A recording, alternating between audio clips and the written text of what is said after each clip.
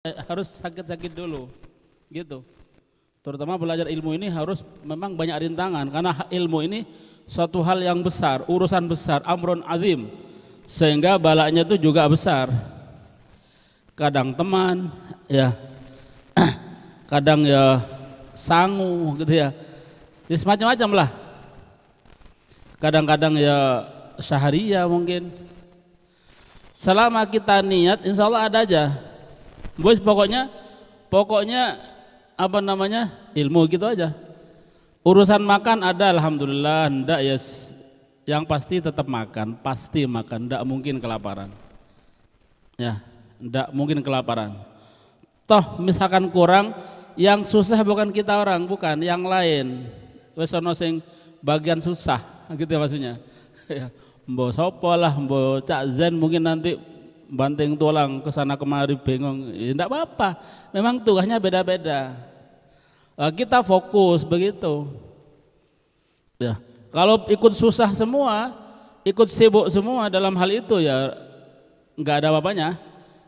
Akhirnya rusak semua nanti. Jadi sudah ada bagiannya masing-masing. Pokoknya harus punya komitmen, yang penting enggak mati gitu aja. Lek urusan nyemil ya harus ada uangnya gitu ya. Bakso kudu ono duit paling tidak 5.000 begitu. Lek urusan kosong ndak punya uang tetap makan ya. Walaupun nanti jangan tok sama apa tanpa tempe tahu lah. Kok azan sing masak insyaallah luar biasa kali ya. Gitu. Hatta misal ndak ada apa-apa yang penting ada nasi ya. Dapat cerita dari guru kita Al Habib Asadullah Al Idrus, beliau ketika mondok beliau ya dulu di Hadram itu pas zaman-zaman susah. Jadi di zaman-zaman waktu penjajahan sudah baru selesai, susah betul di situ zaman waktu itu. Sampai pondok itu pindah-pindah sebelum jadi Darul Mustafa yang sekarang. Jadi pondoknya pindah-pindah, nanti di masjid ini, nanti ngontrak, nanti apa tempat di kadang di masjid begitu kayak Ahlus Sufah gitu, mau pindah-pindah. Nah sekarang alhamdulillah katanya sudah ada pondoknya. Dulu ketika itu makan susah kata Habib. Jadi Habib itu kalau makan seringnya satu talam berapa orang itu nggak ada lauknya kayak kita, minimal ada kulupan, cerham-cerham gitu ya. Kalau kita macam-macam kan, alhamdulillah Cak Zen semoga panjang umur gitu ya, masak sak lamanya gitu. Misal betul. Bawang bombay. Jadi bebasa itu makannya satu talam, ikannya satu bawang bombay indil satu tel. Dicuili satu-satu. Bawang bombay, tahu kan bawang bombay? Yang gede itu loh. Bawang bombay. Nanti kalau enggak tahu sekarang ke dapur takok tukang dapur, nanti bawang bombay. Nah, itulah. Itu yang dimakan bebasa di Hadramut ketika mondok. Kita masih kita masih mulia, kita ini masih onorgane, maksudnya makan tuh sih seperti makannya manusia ya. Lebih bahasa ini makan nasi tok, nasi putih sama ikannya bawang bombay satu, itu dikeroyok cuwili, cek ono rosone, bayangan ya. Lah kita ya alhamdulillah ya, kita ini masih kulupan sih ada alhamdulillah. Tadi jangan sawi sama apa, masih alhamdulillah gitu ya, masih ada lah. Walaupun enggak begitu semewah di rumah ya. Memang kita tujuannya bukan untuk mewah-mewah. Jadi orang mondok ini bukan untuk mewah-mewah. Ya, untuk masa depan. Lah, kalau kita ingin berhasil masa depan harus sengsara dulu. Ya kalau kita ingin mewah-mewah ya enggak usah mondok, namanya bukan mujahadah namanya. Jadi kita harus mujahadah gitu. Ya sekarang alhamdulillah ya enak lah. Dulu kadang-kadang kita makan tuh tempenya kayak silet itu. Ya, bos saking pinternya sing ngirisi subhanallah. Kayak kertas ini tempe. Sampai kadang pernah tukang masnya di demo. Ya. Sering ke Ustaz Mujib dulu, Ustaz Mujib. Sering demo kalau ada apa sering demo pokoknya. Tempe ini kurang tebel, kurang sedap, kurang gini, ketipisan gitu ya. Nasi kan talam kan ketipisan karena memang kurang-kurang. Ya. Sekarang kita masih mulia, alhamdulillah. Jadi tawakal memang harus, ini latihan ya, latihan. Dan orang itu tidak selamanya senang, tidak selamanya susah gitu. Kita ini belajar di pondok gitu juga, urusan makan, urusan keadaan tidak selamanya tidak enak. Terus kadang enak, enak sate sak kuliner teko kabeh. Kambing 1, 2 kadang teko kabeh nang pondok. Itu pas enak. Pas enggak ada ya sudah, nikmati nasi yang segitu ya. Kemudian sama kuah-kuah yang agak ya enggak apa-apa, memang itulah kehidupan pondok. Kalau enggak gitu enggak ada pengalaman. Akhirnya nanti ceritanya di masa depan itu cerita ke anak-anak yang alhamdulillah anak dulu enak mangan-mangan itu top enggak enak ya. Tapi kalau kita cerita itu sengsara, ente si anak biyen kita ini mondok, kayak gitu, kayak tadi lebih pasat mondoknya satu bawang bombay, kan ceritanya kan mulia. Nanti kalau kita enak-enakan, makanya terus enak-enakan, akhirnya sama generasi akan datang, wah berarti ustadz ini serba dilulu gitu ya, enak terus. Jadi biar ada biar ada kesan gitu. Harus bertawakal gitu ya, ketika mungkin suatu saat tidak enak, ya tidak apa, sudah tawakal pada Allah. Ya, suatu saat kurang, tawakal tidak apa-apa, ojo langsung bolak-balik Pak entek sangu, begitu. Nah, kita kan sering cerita urusan sangu itu, misalkan telat, kalau bisa wis ojo ngadu gitu ya. Karena apa? Karena itu juga bikin susah orang tua. Ya. Terus kalau kita tidak ngadu, insya Allah orang tua itu lebih nyaman, lebih enak, menyediakannya itu lebih enak, mantap ketika mempersiapkan. Bisa-bisa kita nanti tambah menjadi hatinya orang tua ini terenyuh. Ya, tapi orang tua ini kalau carinya dengan susah, carinya dengan terpaksa, ya akhirnya nggak begitu maksimal carinya. Ya, gitu.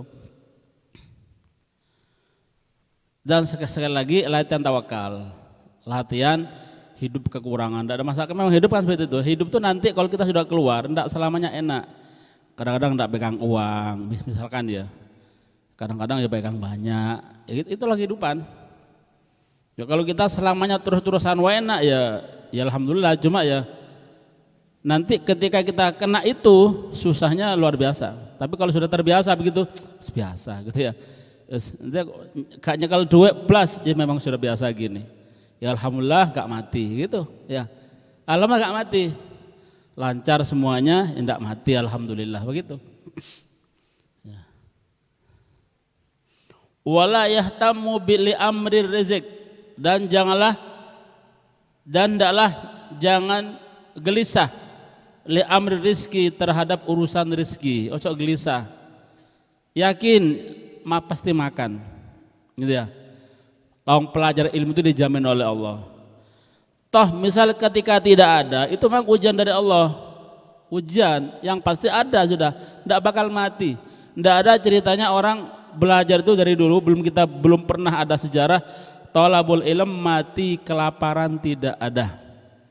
Belum ada kitab yang menjelaskan, belum ada kitab yang membahas tentang itu. Baik kitab-kitab kuno zaman dulu atau kitab-kitab yang modern, yang baik itu bahasa Arab atau bahasa Indonesia atau bahasa apapun, tidak ada pelajar ilmu, terutama ilmu agama, yang mati kelaparan, tidak ada. Ya, enggak ada. Yang ada itu kita ceritakan kemarin, ulama meninggal gara-gara saking semangatnya belajar lupa diri. Nggak lupa kalau dia makan, ndak konsentrasi karena terfokus kepada pelajarannya, gitu aja. Di jalan fokus kepada pelajaran, pada kitab yang dibaca, saking senangnya, saking nikmatnya, lupa kalau dia sedang berhadapan dengan kendaraan, mati. Itu yang ada. Tapi kalau kelaparan nggak ada. Yakin sudah nggak ada. Ya. Ketika sudah keluar sama juga santri itu ndak bakal kelaparan santri. Ya, nggak ada. Ya. Diceritakan dalam Quran, ya, pulang pondok santri kelulusan ini kelaparan, kemudian mengenaskan. Enggak ada, belum ada, enggak ada, belum ada. Ya, yakin itu belum ada. Ya. Nah, kita harus yakin itu, ya yakin nih. Ya. Jadi harus yakin, belum ada itu, alhamdulillah belum ada. Ya. Wala yahtam li amr rizq, dan jangan gelisah terhadap urusan rezeki. Allah yang menanggung rezekinya, ya kan? Man ta'allama baban minal ilm razaqahullahu min haitsu la yahtasib. Sebarang siapa belajar satu bab daripada ilmu, Allah memberikan rezeki dari yang tidak terduga. Kalau toh sekarang belum datang, itu berarti sama Allah disimpan menurut kebutuhan kita. Kalau kita langsung ucuk-ucuk datang sekarang, padahal persediaan masih banyak, ya entek nanti mau taruh di mana, ya gitu. Entah nanti kita disimpan oleh Allah ketika kita sudah keluar, nanti kita begitu. Yang pasti ini jaminan tidak bakal meleset, tidak bakal dikhianati oleh Allah. Kalau Allah sudah jamin seperti itu, Nabi yang bilang. Kemudian juga dalam di dalam hadis qudsi disebutkan juga, yang sering kita sebutkan, ada adalah salah satu di tafsir itu ada mengatakan, ya dunia, wahai dunia, berilah manusia ini rezeki sesuai kadar ukuran payahnya mereka dalam mencari, sesuai banyaknya keringat mereka ketika mencari. Kalau keringatnya banyak berarti dia payah, kasih banyak. Kalau terlalu payah berarti dia sangat banyak mencarinya, berarti kasih banyak. Illa talaba ilmin, kecuali belajar ilmu. Fa inni kafilun, karena sesungguhnya akulah yang menjamin mereka. Jadi rezeki kita ini bukan dari bumi gitu ya sebenarnya. Karena bumi tidak ikut campur. Rezekinya dari mana? Dari langit. Kalau sudah Allah yang menjamin. Karena bumi nggak ada urusan dengan talabul ilm.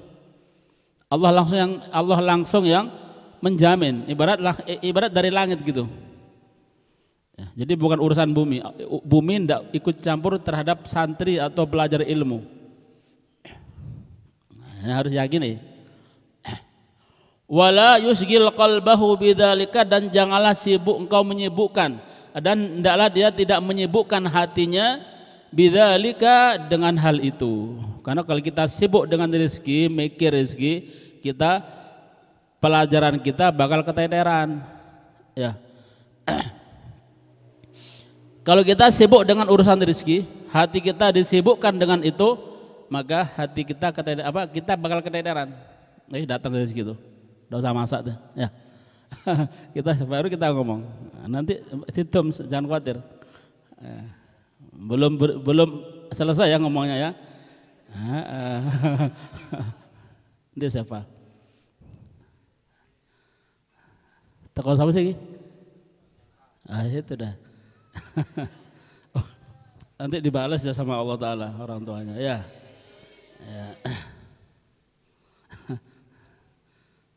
Biasa aja ya, biasa. biasa aja. Ya. Walau sikil qalbah, dan janganlah menyibukkan, hendaklah dia tidak menyibukkan hatinya dengan hal itu, jangan susah. Gitu ya. Dan juga sebenarnya rezeki itu dikatakan oleh ulama kan ibarat dunia kan, dunia. Rezeki, ya. Masalah dunia ini sebenarnya ibarat seperti lampu, sinar lampu. Ya, kita kemarin pernah bahas itu ya. Ya.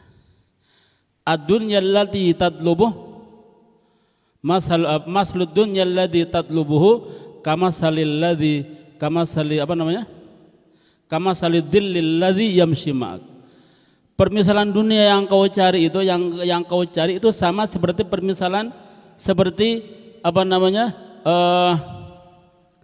bayangan yang berjalan sama engkau. Ya.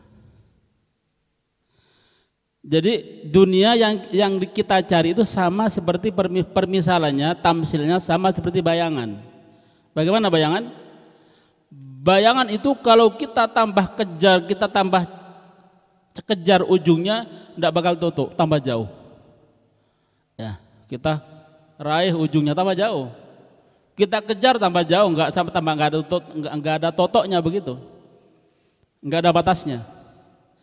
Tapi kalau kita menjauh mundur dari sinar tadi, bagaimana dari cahaya tadi? Ya apa caranya supaya kita sinar bayangan tadi tambah kecil kepada kita? Caranya biar tambah mengikuti kita ya harus kita mendekat ke sumber bayangan tadi, lampu. Kalau kita tambah mendekat ke lampu, maka bayangan tambah akan menjadi kecil, akhirnya tidak ada. Akhirnya bayangan bakal ada di bawah kita. Tapi kalau kita tambah geser menjauh dari lampu, maka bayangan itu tambah jauh. Ibarat seperti itu. Ya. Nah, pelajar ilmu nggak usah mikir itu. Ya. Waruya Abu Hanifah rahimahullah alaihi an Abdillah. Rawa ya, berarti rawa. Rawa Abu Hanifah, bukan ruya. Rawa Abu Hanifah an Abdillah bin Al-Hasan Az-Zabidi sahibu Rasulillah SAW. Meriwayatkan siapa Imam Abu Hanifah dari Abdullah bin Al-Hasan Az-Zabidi sahibu Rasulillah, temannya Rasulullah, sahabat berarti sahabat. Abdullah bin Al-Hasan Az-Zabidi, ini sahibu Rasulullah, seorang sahabat Rasulullah mengatakan, man tafaqqaha fi dinillahi kafahu Allahu hammahu wa razaqahu min haitsu la yahtasib. Ini Nabi ya. Nabi yang ngomong ini ya. Katanya Nabi, barang siapa tafaqqaha, belajar fikih, ilmu, belajar ilmu. Fikih itu ya ilmu tentang agama, itu fikih. Belajar tentang masalah fikih, ilmu agama, ya, ilmu tentang syariat, pokoknya ilmu agama, terutama fikih, pokoknya yang berkaitan dengan agama. Belajar fi dinillahi, di dalam agama Allah, belajar ilmu. Apa katanya? Kafahullahu hammahu, maka Allah akan mencukupi kesusahannya. Ham itu kesusahan.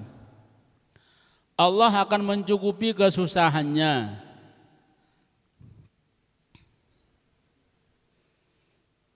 Wa razaqahu min haitsu la yahtasib, dan Allah akan memberi rezeki pada dia min haitsu la yahtasib, dari arah yang tidak terduga. Ini jaminan ya.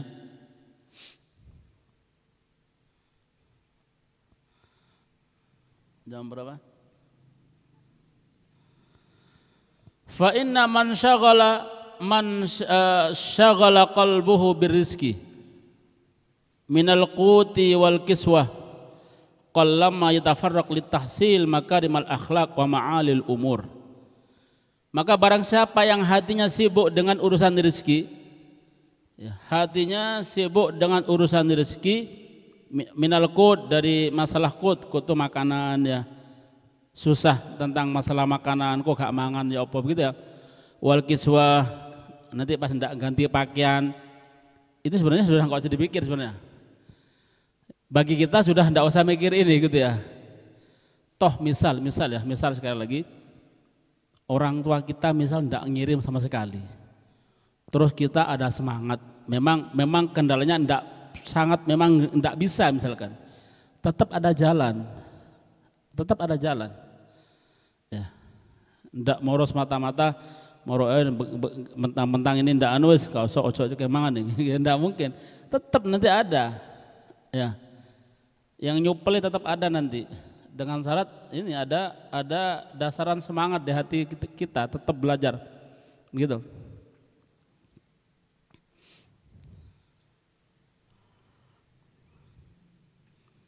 Lah, kalau sibuk hatinya, gitu ya, fa inna, barang siapa, maka sesungguhnya barang siapa yang syaghala, sibuk qalbuhu, hatinya, birizki, dengan urusan rezeki, minal qut, dari makanan, urusan makan, wal kiswa, urusan pakaian, maka qallama, jarang, ya tafarraq, yang bisa untuk mengosongkan diri, ya tafarraq itu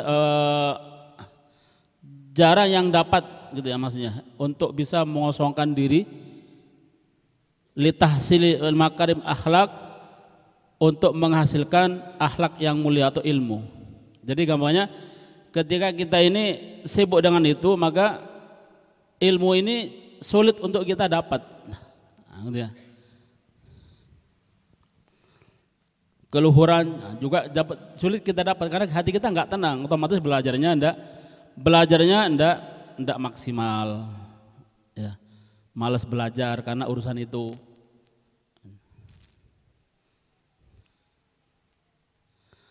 Kila dikatakan da'il makarim la tarhal li buqyatiha waqut fa innaka anta ta'imul kasi. Da'il makarim,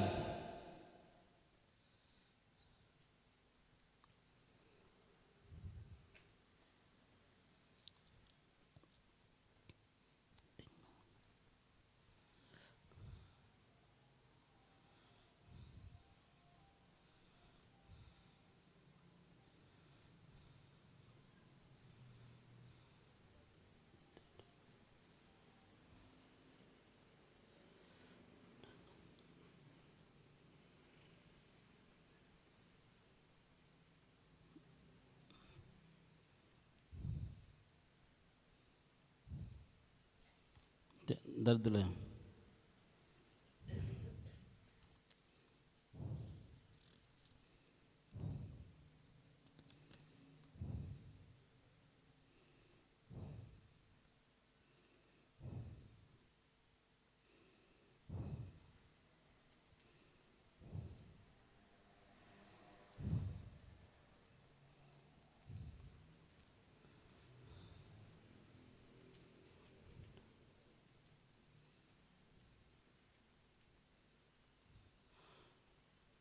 Da'il makarim ini artinya janganlah engkau tinggalkan dunia atau tinggalkan urusan dunia.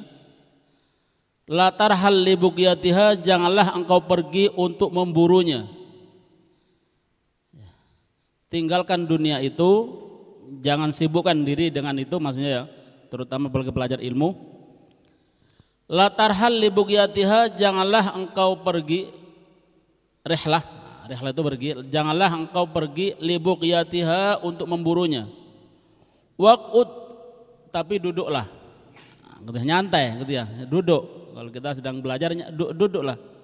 Fa innaka anta ta'im, maka sesungguhnya engkau ini ya, anta ta'im, engkau ini nanti bakal tinggal at-ta'im, tinggal makan, al-kasi, tinggal make. Nah, gitu. Ndak usah bingung itu. Bagi belajar ilmu jangan bingung, urusan itu tinggalkan. Ndak usah mencari. Duduklah, maka sesungguhnya engkau ini akan tinggal atau memakan, wal alkasi, dan tinggal memakai saja.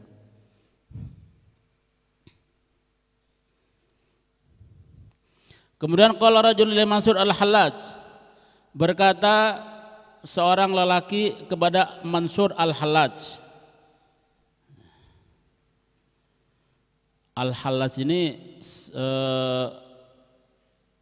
Hallaj ini orang yang punya makom, kalau mungkin di Indonesia ini sama seperti Syekh Siti Jenar, yang akhir hayatnya beliau ini nanti dibunuh. Nah, gitu. Karena bukan mengajarkan, enggak, karena dia ini punya sesuatu yang ibarat punya makom yang makomnya ini membahayakan bagi orang lain. Kayak makom mengatakan makom wahdatul wujud, berarti ya. Wahdatul wujud ini makom, kalau bahasa kita manunggaling Gusti, berarti ya. Jadi mengatakan bahwa dia telah menyatu dengan Tuhan, dengan Allah. Nah, mungkin bagi dia oke aja, tapi bagi orang lain membahayakan. Al-Hallaj ini terkenal orangnya. Ini seorang ulama ahli sufi awalnya. Cuma ketika di akhir-akhir hayatnya beliau ini ibarat ketinggian makom, gitu ya, ketinggian makom sehingga punya makom yang bisa membahayakan orang lain. Makomnya wahdatul wujud. Kalau di Indonesia dulu, di Jawa Syekh Siti Jenar. Sehizi dinar bukan berarti sesat, enggak. Tapi tidak boleh diikuti. Nah, gitu ya. Tidak boleh diikuti. Yang ikut sesat, yang dia sendiri tidak sesat, yang ikut yang sesat. Lah termasuk ini kalau di Arab sana adalah al-halaj. Ya. Sebelum itu dia kan seorang ulama. Nah, ini ceritanya nih. Bertanya seorang lelaki kepada Mansur al-Hallaj, "Ausini," katanya. "Ausini, ya Syekh Hallaj, berilah wasiat kepadaku." Apa katanya? Faqala, maka dia menjawab, Hallaj menjawab, "Hiya nafsuka," nafsumu, jiwamu. Nah, nafsumu atau jiwamu, "in lam tusghilha syagolatka." Kalau dia engkau tidak sibukkan, maka dia akan menyibukkanmu. Jadi kalau engkau tidak menyibukkan nafsumu, maka nafsumu yang akan menyibukkanmu. Nah, gitu ya. Maksudnya apa ini? Jadi kita ini harus bagaimana caranya menyibukkan nafsu kita ini biar tidak sampai kosong jiwa kita ini dari kebaikan-kebaikan. Terutama belajar ilmu ya, ini dalam rangka juga supaya nafsu kita ini tidak ada kesempatan untuk menipu kita, untuk menyibukkan kita. Kalau kita menyibukkan kita dengan kebaikan-kebaikan, dengan ilmu atau misalkan, maka berarti kita telah menyibukkan nafsu kita. Ibarat kita telah menang. Tapi kalau kita nanti menyibukkan diri dengan dengan dunia, berarti kan kita itu kan nafsu kan. Berarti nafsu kita yang menang. Gitu. Kita bingung dengan masalah tadi urusan rezeki. Akhirnya mungkin ada yang pulang, kenapa? Pengen kerja misalnya.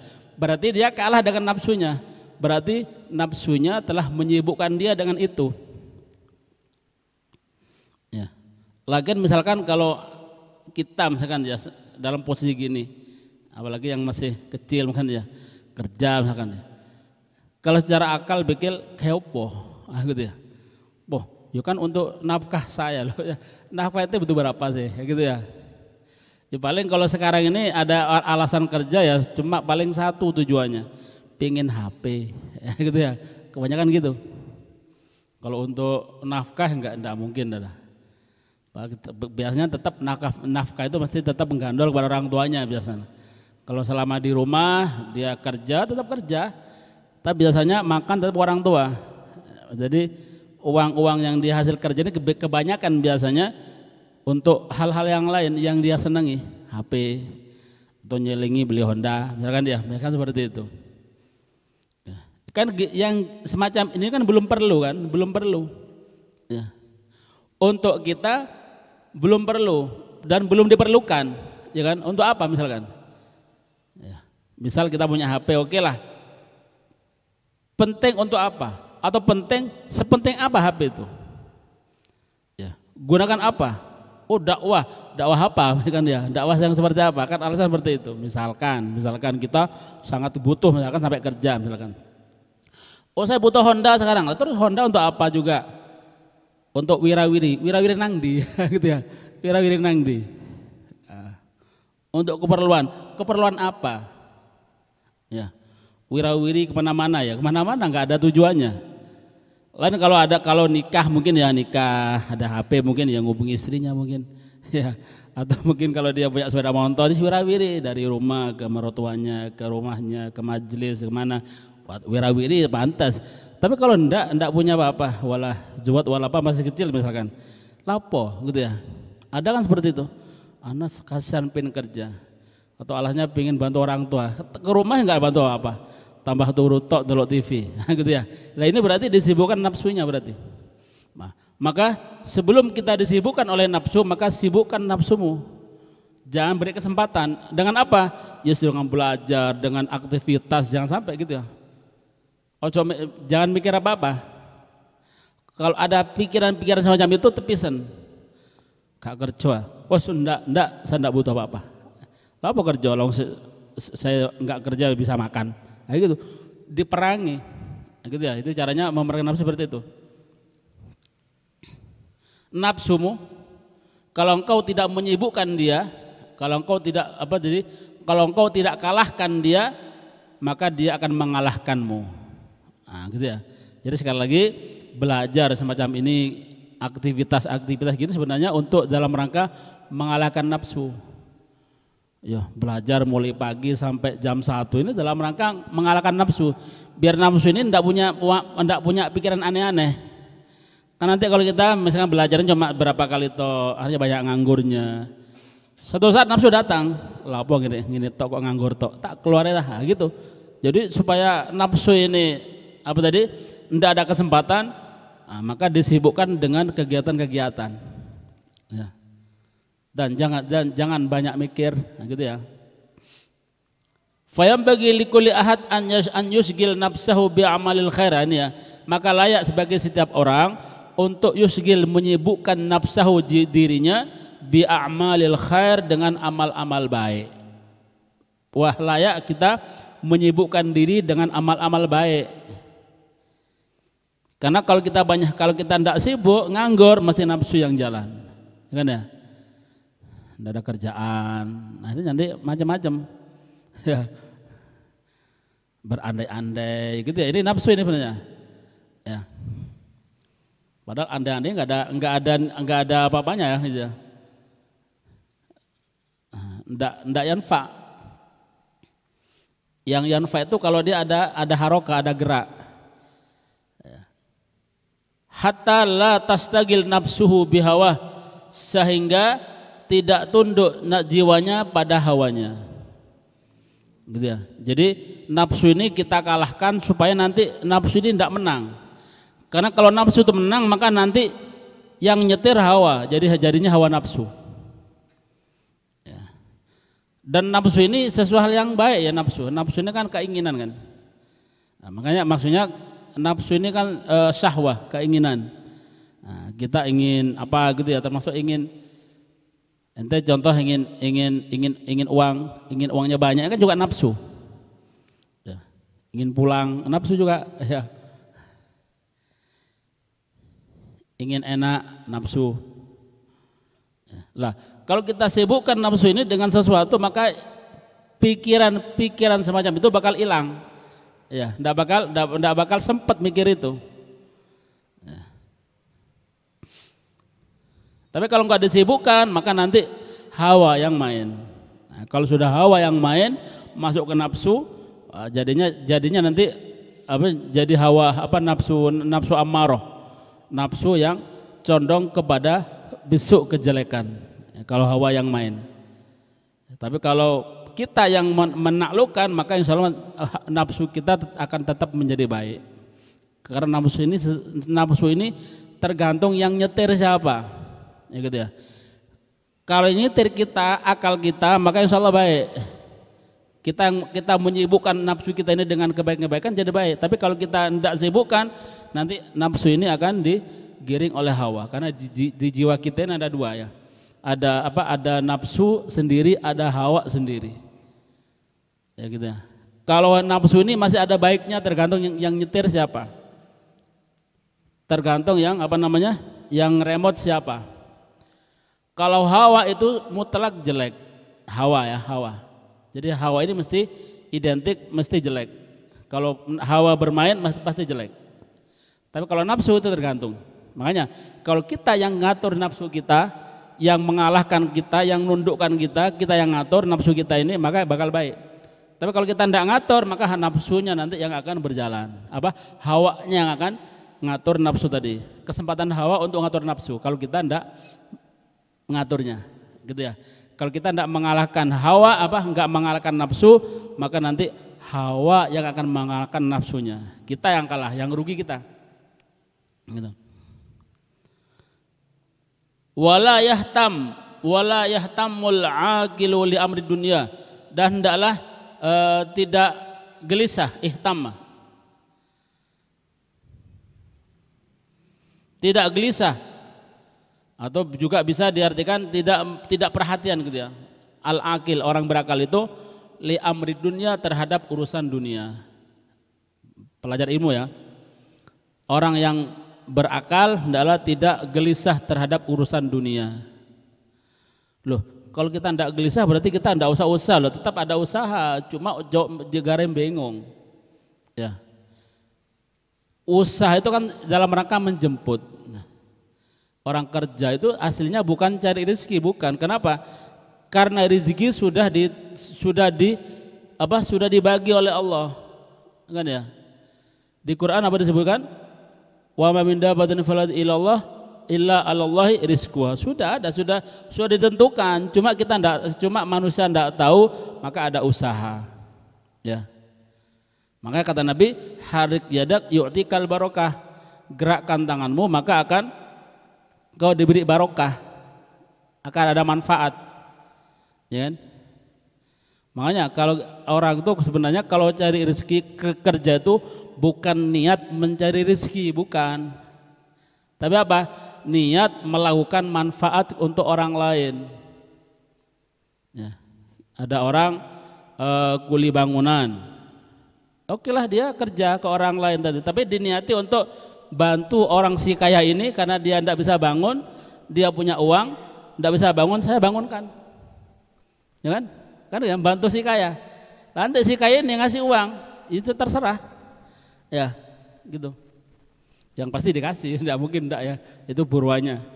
Cuma bukan niat pokoknya di situ, ya, bukan niat pokoknya di situ. Kita kerja yang tani, macul di kebun, itu sebenarnya bukan cari rezeki. Kenapa? Karena rezeki sudah ada, kok dicari, gitu ya. Terus ada, nah terus apa? Ya niat supaya melakukan manfaat, supaya gerakkan tangan supaya tumbuh manfaat. Nanti manfaatnya bisa dimanfaatkan bersama, diambil bersama. Nanti nanam jagung. Nanti jagungnya disetor mana ke gadang, nanti yang makan orang-orang sana.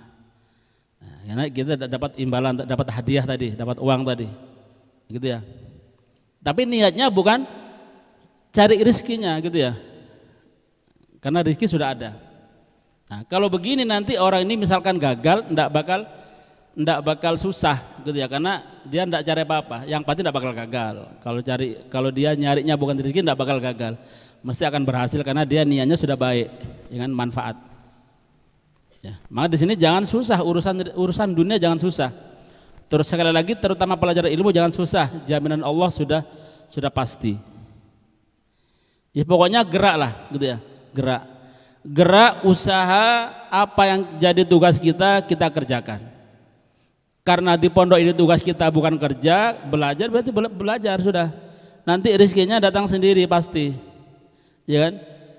Jadi yang kerja di ladang, yang kerja di pabrik, yang kerja di mana sama yang kerja di pondok sama.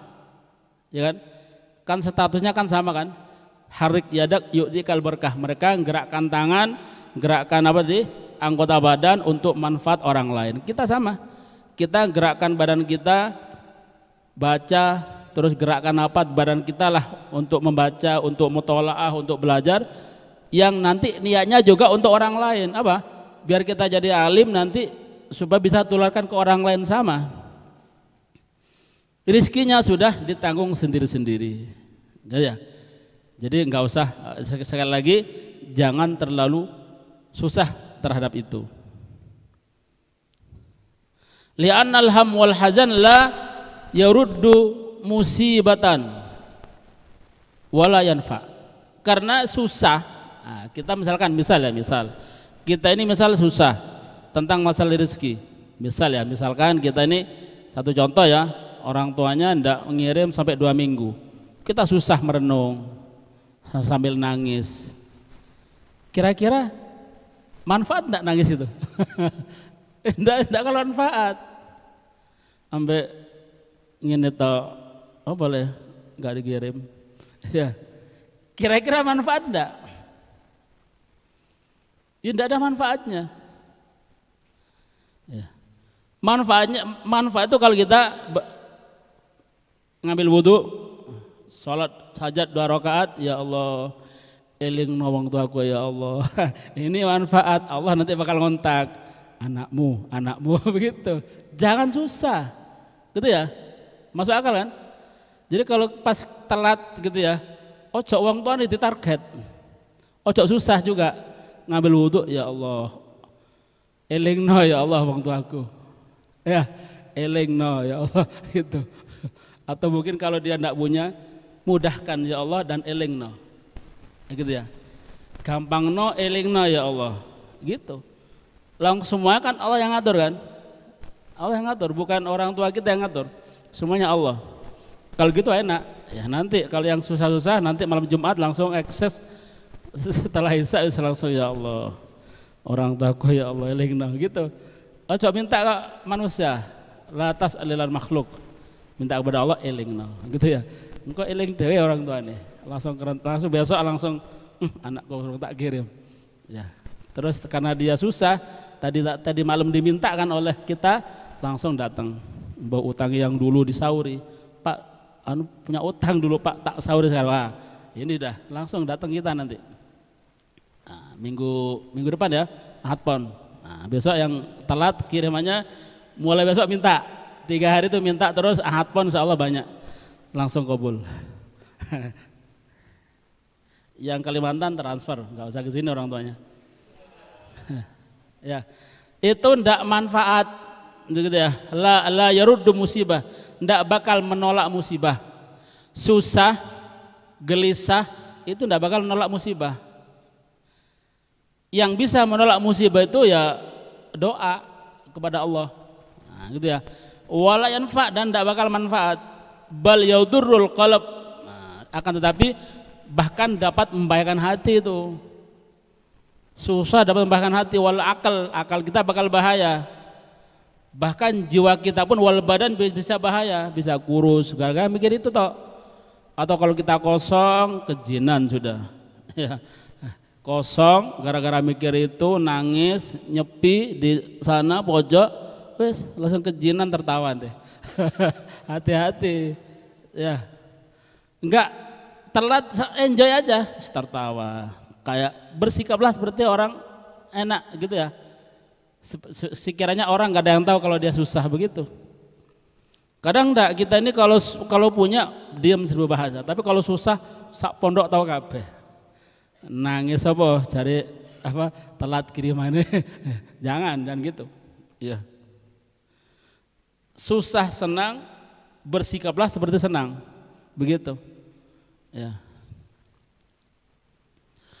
Wa yukhillu bi amalil khair, dan dapat merusak amal-amal baik. Susah, gelisah, urusan terutama urusan ini ya, urusan apapun sebenarnya. Tidak bakal menyelesaikan masalah, tidak bakal menolak musibah, dan tidak bakal manfaat. Dan bahkan yukhillu, merusak amal-amal baik. Itu tadi itu ya. Akhirnya telat sholat karena susah, nangis toh akhirnya telat. Susah akhirnya malas belajar, malas ibadah. Rugi, ya rusak amalnya. Dan tambah jauh, ya tambah jauh. Tadi itu ya, kalau susah, tertimpa musibah, apapun itu musibahnya, entah telat ini itu mungkin ya, atau mungkin apalannya juga apalannya lemah. Ojo susah, ojo nangis. Langsung ngambil wudhu, ya Allah, apalan saya ya Allah, begitu. Ya. Apalan susah, apalannya ruwet, susah nangis, tidak menyelesaikan masalah. Yang menyelesaikan itu berdoa dan ngapalno, insya Allah bakal ya gitu. Ada yang Anda apal nangis, loh, sok nangis lelek, pengen apalno gitu. Ya, sok nangis, apalno, ruwet sulit, nanti malam ambil wudhu, sholat hajat, taubat, wirid kepada Allah, minta. Kalau yang ngasih hati itu kan Allah kan, yang merubah keadaan Allah, ya gitu, jangan nangis, ya. Terus apalno gitu ya, apalno, ndak apal kok ndak ngapalno, itu tambah ndak apal. Jadi semuanya itu sekali lagi susah itu ndak menyelesaikan masalah, ya. Udah perlu kita sebab itu. Li'annal ham wal hazan la yaruddu musibah wala yanfa. Susah, gelisah dan susah ya, susah itu tidak bakal menolak musibah dan tidak akan manfaat, tidak ada manfaatnya. Bal yadurul qalb, dan akan tetapi akan membahayakan hati, wal akal dan akal, wal badan dan badan. Wa yukhilu bi amalil khair, dan akan merusak amal-amal baik. Nah, gitu. Wa yahtam li amril akhirah, wa yahtam li amril akhirah li'annahu yanfa. Kemudian dan hendaklah dia gelisah terhadap urusan akhirat karena itu bermanfaat. Nah, jadi yang perlu digelisah itu adalah urusan akhirat, gitu ya. Gelisah, cemas, nah itu urusan akhirat. Mikir ya pung pas ndak apal ya pas ndak bisa, ya harus diusahakan biar becek bisa begitu. Ya. Jadi kalau urusan akhirat susah ndak apa-apa. Kalau urusan dunia jangan gitu ya, karena dunia sudah ada jaminan dari Allah Subhanahu wa taala. Wa amma qauluhu alaihi salatu wassalam inna minad dunub dunuban la yukaffiruha illa hamul ma'isyah. Ini ada hadis, sesungguhnya kata Nabi ada ungkapan hadis, sesungguhnya ada dosa, inna minad dunub, ada dosa itu la yukaffiruha yang tidak bisa diampuni dosa itu kecuali dengan susah masalah ma'isyah, masalah kehidupan, masalah rezeki. Jadi ada dosa, ini ada saking besarnya dosa, saking besar ini dosa tidak bisa diampuni dengan taubat. Tapi justru bisa diampuni dengan dia susah malah diampuni. Nah, gitu ya. Ada. Makanya orang kalau susah masalah rezeki, gelisah mungkin rezekinya kekurangan gitu ya, dia sampai ada gelisah. Ini bisa jadi dia punya dosa. Ya, bisa jadi punya dosa yang tidak bisa diampuni dosa kecil dengan itu. Jadi sama Allah ini dosa taubat tidak cukup gitu ya. Jadi taubatnya tidak nututi, tidak cukup. Kalau ditaubat saja tidak cukup. Tapi harus dikasih pelajaran, dia harus diseretkan rezekinya. Nah, gitu. Sehingga dia susah. Jadi ditahan rezekinya sama Allah sehingga dia bakal susah. Ada dosa seperti itu memang. Nah, dikatakan katanya fal muradu minhu, maka yang dimaksud di sini adalah qadruhum, fal murad minhu qadruhum la yakhil bi amalil akhirah wa la yusghil qalba syughlan yakhilu bi ihdaril qalbi fi shalah. Yang dimaksud adalah ukuran susahnya mereka ini sekiranya susah yang tidak merusak amal-amal akhirat, tidak merusak amal-amal baik. Susah, memang susah. Ya, bayangkan ya, dia punya keluarga, punya anak, tidak punya apa-apa, padahal wajib untuk menafkahi. Terus saat itu dia tidak ada sama sekali, susah kan? Lalu dia wajib nafkahi kok, ya harus susah. Cuman susahnya itu bukan susah yang keterlaluan, sampai susah sampai dia tidak sholat, sampai dia meninggalkan sholat, meninggalkan amal-amal ibadah. Kalau dia punya kebiasaan rutin istiqomah belajar, meninggalkan belajarnya, bukan susah semacam itu. Susah cuma tetap istiqomah dalam kebaikan. Yang dimaksud seperti itu. Terus juga wala yusgil qalba, dan tidak menyibukkan hati dengan sibuk yang sampai merusak bi ihdharil qalb, hadirnya hati dalam sholat. Jadi sampai susah dibawa dalam sholat sehingga sholatnya tidak khusyuk. Itu bukan susah semacam itu. Ini susah yang berbahaya, gitu ya. Jadi susah yang biasa, susah, gitu ya. Memang kalau kita misalkan ada orang kemudian susah gara-gara ini memang susah, cuma susahnya tidak sampai merusak ibadah, tidak sampai merusak amal-amal baik, gitu maksudnya.